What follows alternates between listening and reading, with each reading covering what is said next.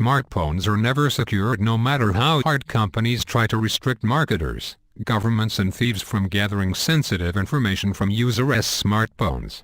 There are two ways in which users' data can be compromised. The first way is if the smartphone has been stolen, damaged, or lost, then the information can be retrieved from the physical phone itself. The second way, which is the most popular method of gathering sensitive information from users' smartphone, is by software. The majority of the times there will applications downloaded from App Store that will contain spywares, which can retrieve users' data from smartphone. Eventually these data can be used by marketers and governments however they want to use it. Most of the time marketers will use it to advertise something related to the user's preference, other time it won't be related at all. One purpose of this video is to show how data being compromised can be reduced by a new type of smartphone called ultra-private smartphones. These types of smartphones are being built with security and confidentiality in mind. The purpose of ultra-private smartphones is to limit spywares, governments, marketers and thieves' capabilities from accessing personal data from a smartphone.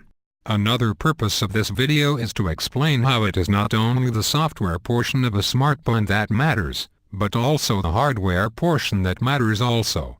The most important purpose of this video is to list the flaws that smartphones have and how ultra-private smartphones can easily avoid some of these flaws that smartphones have. Before the era of smartphones, there were mobile phones that only had basic functions such as calling people, text messaging, and recording contacts. Government, marketers, and thieves didn't have that much of an opportunity to engage with mobile users. This all changed with the era of smartphones.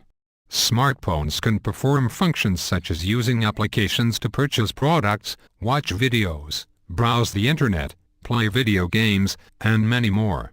Sometimes these types of applications requires users to register in order to gain access to the app. Users would be asked to give phone numbers, address, email, and even credit card number depending on what kind of applications it is. The companies would eventually gather all of this information and sell them to marketers. Marketers would use this information however they want to use it. This scenario could be avoided with the help of an ultra-private smartphone. The ultra-private smartphone limits application's ability to gain access to personal information regardless of what type of application it is. Although ultra-private smartphone has a top-notch security system built in, eventually companies and thieves will find a way to bypass the security system. Legal and ethical issue of a smartphone is one of the most important topics that smartphone users are concerned with. Companies like Google and Apple have stated in their policies that they keep the information of users in their own databases, however it is stored anonymously. Another concern is that when smartphones sync with any computer, the files are unencrypted, which means that the computer can also be a way to access users' smartphone information. A big issue with smartphone is with government agencies such as NSA, FBI, CIA, state government, and many more spying on smartphone users and gathering information such as age, gender, address, and many more. According to the classified documents leaked by Edward Snowden, one of the documents states that popular applications such as Angry Bird and Google Map were used by agencies and government to gather information of users' personal data. The article also states that Android applications and about half of iOS applications can be used to track locations of smartphone users. The consequences for an application being hacked and all the information being leaked would be dangerous. Ultra-private smartphone can avoid some of these incidents from happening. An example of one would be when the ultra-private smartphone sync with any computer, the data will be encrypted.